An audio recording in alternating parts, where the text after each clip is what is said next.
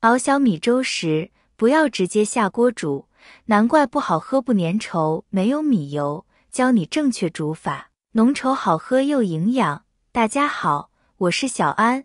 小米作为五谷之首，是日常生活中煮粥的首选。每天早餐喝一碗小米粥，既能养胃又能暖身。秋冬季节，天冷胃不舒服的时候，喝一碗热乎乎的小米粥，暖身又暖胃。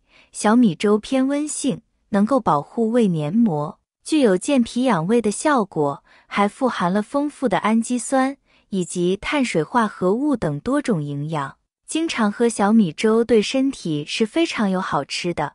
很多朋友熬出来的小米粥不粘稠，无米油，一点也不好喝。其实熬小米粥也是有技巧的，今天教大家几个诀窍，即使新手小白也能熬出米油浓厚、粘稠好喝的小米粥。熬小米粥选米很关键，不能选陈米，否则怎么熬也不好喝。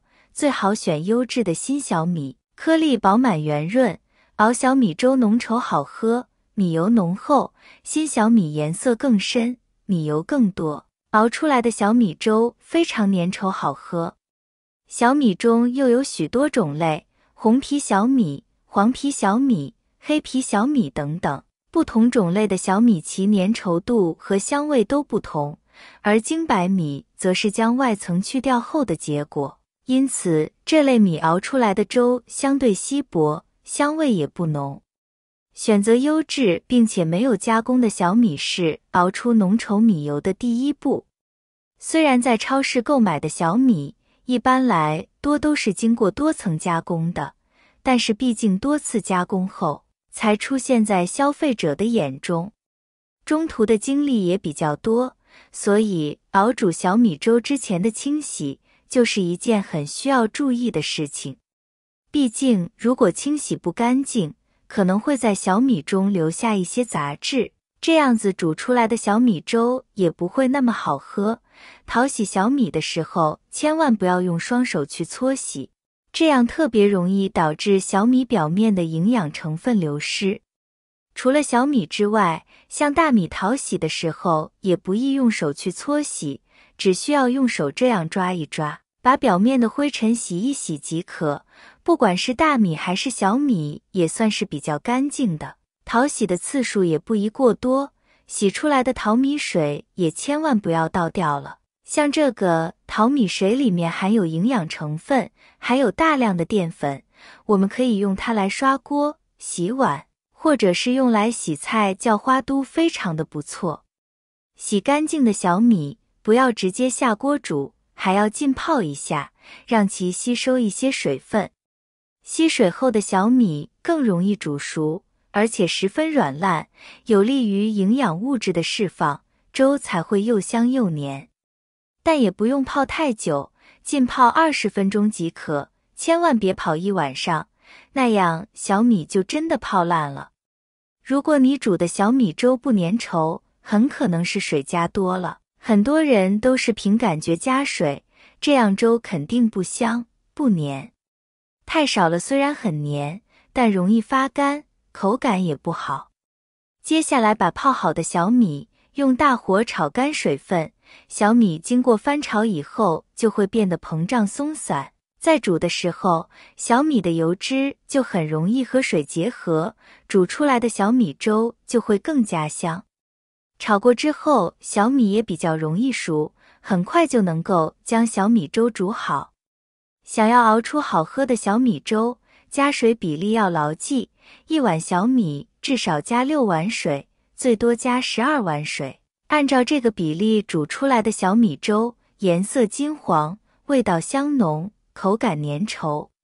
锅中先倒入适量的水烧温热，烧好之后把炒好的小米放进去。小米浸泡过，吸收了不少的水分，这样在煮的时候就不容易沉底，造成糊锅的问题了。煮出来的小米外观上特别的饱满。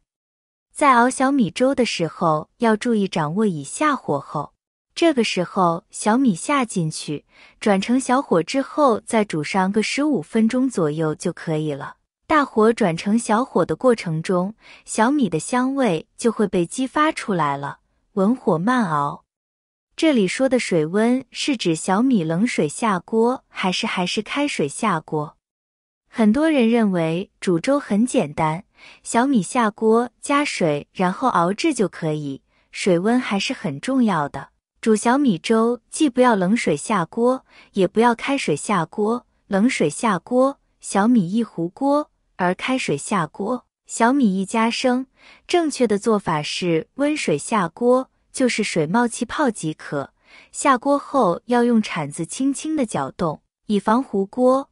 我们再来加入少许时间食用油，食用油的沸点很高，可以有效防止小米粥溢锅。2个是加食用油，使熬出的米粥更有光泽和亮度，小米粥的颜值升高。3是加食用油，还可以增加小米粥的香气，同时使小米粥更加油润浓稠，看起来让人十分的有食欲。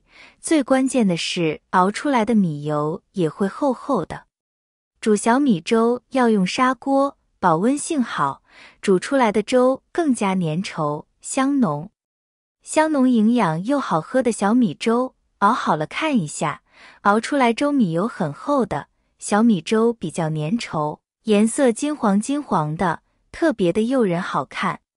我们喝上一口，幸福感爆棚，真的是好香呀，没有放入糖都比较好喝。